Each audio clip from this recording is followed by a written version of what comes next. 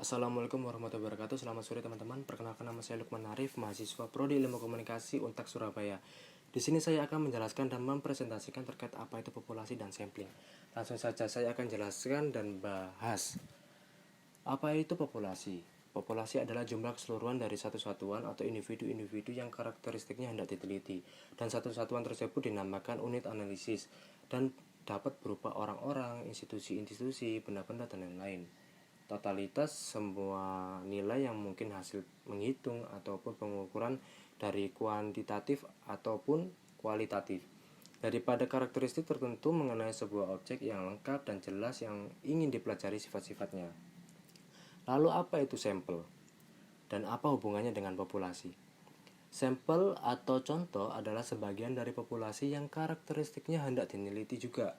Sampel yang baik yang kesimpulannya dapat dikenakan pada populasi adalah sampel yang bersifat representatif atau yang dapat menggambarkan karakteristik populasi tersebut.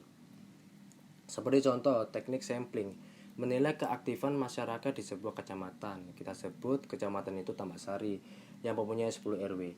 Teknik sampling butuh hanya sebagian dari total populasi. Jadi kita itu butuh hanya 1 atau 2 RW untuk kita teliti keaktifan masyarakatnya. Tak hanya itu, untuk mengambil sebuah sampling harus dengan pertimbangan dan nilai untuk mewakili karakteristik dari total populasi 10 RW tersebut, seperti usia, etnis, pekerjaan, dan lain-lain. Contoh tadi menggambarkan apa itu sampling dan sebuah sampling. Sekarang kita akan bahas teknik-teknik sampling itu. Teknik sampling itu adalah teknik pengambilan sampel dari populasi. Sampel yang merupakan sebagian dari populasi tersebut kemudian kita teliti dan hasilnya maksudnya dari hasil penelitian tersebut kita simpulkan kemudian dikenakan pada populasi itu tadi.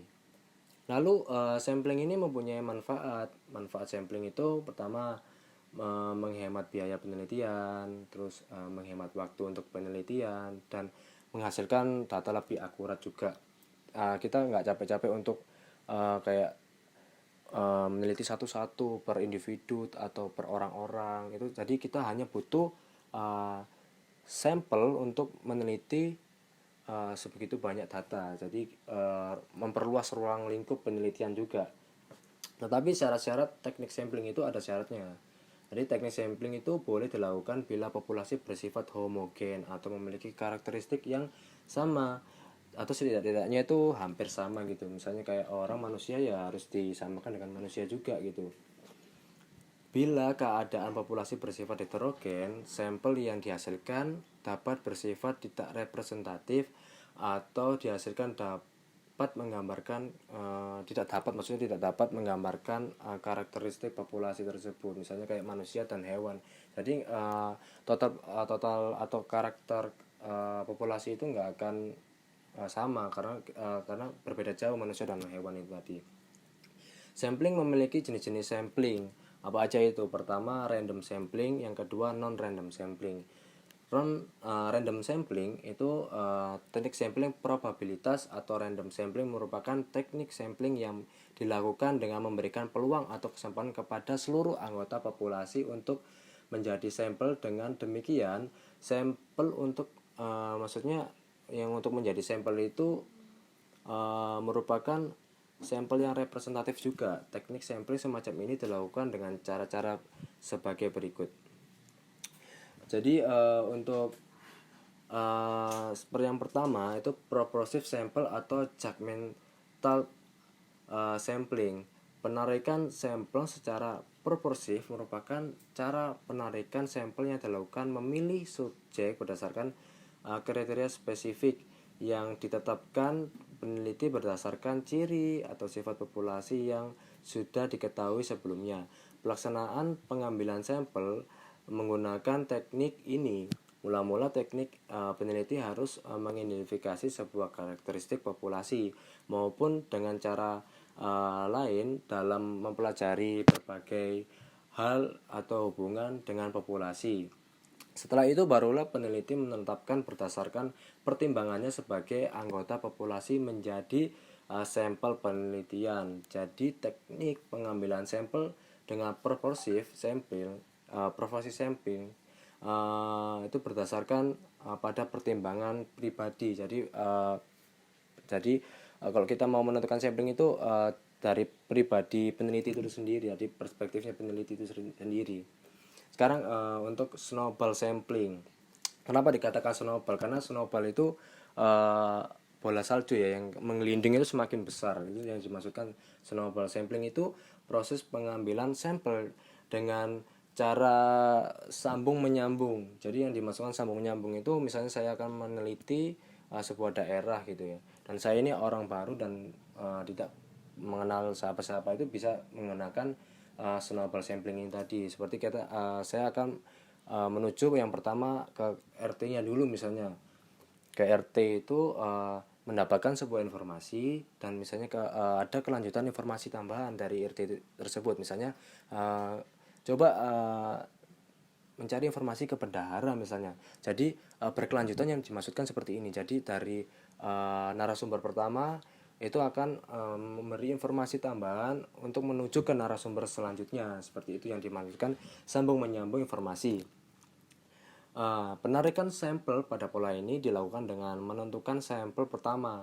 Sampel berikutnya ditentukan berdasarkan informasi dari sampel yang pertama, sampel yang kedua, dan seterusnya. Jadi seolah-olah itu kayak bola salju yang menggelinding. Jadi semakin banyak informasinya, yang makin ngelinding itu kan semakin besar bola salju. Yang dimasukkan besarnya soal bola salju itu informasi tersebut. Terus ada kuota sampling atau penarikan sampel secara jatah. Teknik sampling ini dilakukan dengan cara pertama-tama menetapkan beberapa besarnya jumlah sampel yang diperlukan. Jadi sebelum kita meneliti, para peneliti itu kita harus membuat list atau pralis itu tadi. Terus biasanya yang dijadikan sampel penelitian adalah subjek yang mudah ditemui sehingga memudahkan pula proses pengumpulan data tadi. Kemudian menetapkan banyaknya jatah atau kuantum, maka jatah atau kuantum itulah yang dijadikan dasar untuk mengambil unit sampel yang diperlukan. Anggota populasi manapun yang akan diambil tidak menjadi masalah. Jadi yang penting itu jumlah kuantum sudah ditetapkan dan sudah dipenuhi dari awal, gitu maksudnya. Terus accidental sampling atau convenience sampling itu metode yang memproses pengambilan sampelnya cukup dengan mengambil siapa aja yang kebetulan ditemui oleh observer atau peneliti di lapangan. Jadi kita mau meneliti sebuah misalnya sebuah daerah lagi ya, kita masuk ke contoh tadi. Di situ saya benar-benar kosong, nggak ada pandangan mau kemana, ke RT atau kemana. Yang saya temui pertama kali, yang saya sepelintas dari penelitian saya, itu langsung saya ajak menjadi narasumber saya. Itu bisa contohnya seperti itu. Dalam penelitian bisa saja menjadi perolehnya sampel yang tidak direncanakan. Jadi tidak secara langsung ternyata, atau tidak diduga-duga, ternyata narasumber itu sangat penting atau informasi sangat banyak. Itu bisa terjadi di teknik sampling ini.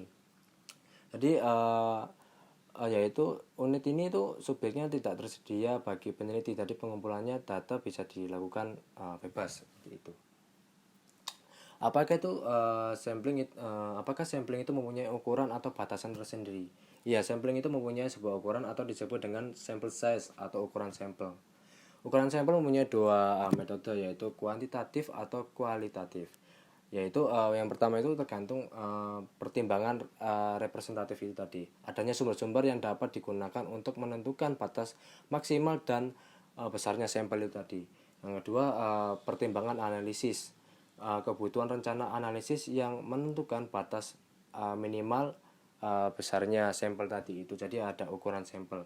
Kalau ukuran sampel yang tadi ada metodenya, itu yang pertama kuantitatif. Kuantitatif itu dapat ditaksir dengan akurat berdasarkan analisis yang akan dilakukan presisi. Presisi itu pas gitu, berarti presisi. Jadi estimasinya itu yang diinginkan, kesalahan random yang masih bisa ditoleransi, kuasa statistiknya bisa diharapkan. Jadi bisa ditoleransi kayak seperti itu. Kualitatif, ukuran sampel ini lebih besar ya. Jadi peneliti itu kayak puas dan data ini diperoleh cukup kaya. Jadi kita itu kayak kalau kuantitatif itu sudah diprediksi, sudah dicatat gitu ya, sudah dicatat siapa aja yang akan dari narasumber. Dan ini kita nggak boleh, kayak bukan nggak boleh, kita tuh sesuai dengan yang sudah kita tentukan di awal itu tadi. Jadi kalau sudah kita tentukan, jadi kita akan cari ini data-data yang sudah kita kumpulkan itu tadi. Tapi yang kualitatif itu cakupannya lebih luas lagi, karena kita kayak investigasi. Jadi kita langsung turun ke lapangan dan investigasi, dan kita cari data-data itu. Jadinya peneliti seperti itu. Tapi kalau kuantitatif ini lebih enaknya kita jelas, kita turun ke lapangan, kita jelas data yang sudah dipersiapkan itu kita cari di situ. Tapi kalau kualitatif itu sebaliknya seperti itu. Tapi ya gitu, keuntungannya itu data itu lebih luas lagi. Bahkan kalau ada informasi yang lebih epic atau yang lebih bagus, kita akan ke sana untuk mencari informasi tersebut. Jadi informasi itu lebih kaya untuk nilai cakup itu meliputi dimensi yang akan diteliti itu sangat luas sekali. Umumnya sekitar 40 responden, jarang lebih besar dari 200 gitu. Jadi untuk sampling dan populasi ini itu kurang lebihnya itu saling berkaitan. Jadi sampling ini adalah kayak contoh dari sebuah total populasi tersebut. Jadi total populasi yang keseluruhannya itu, kalau kita akan mau meneliti sebuah karakteristik populasi ini, itu hanya kita membutuhkan secuplik, atau kayak kalau kita masak itu kita hanya membutuhkan sesendok untuk satu kuali yang besar untuk merasakan masakan ini sudah pas atau tidak. Yang dimaksudkan penggambarannya sampel atau sampling dengan populasi itu seperti itu. Kurang lebihnya saya Lukman Arif. Terima kasih sudah menonton video saya. Kurang lebihnya saya mohon maaf. Selamat sore teman-teman. Assalamualaikum warahmatullahi wabarakatuh. Tetap sehat dan tetap jaga jarak.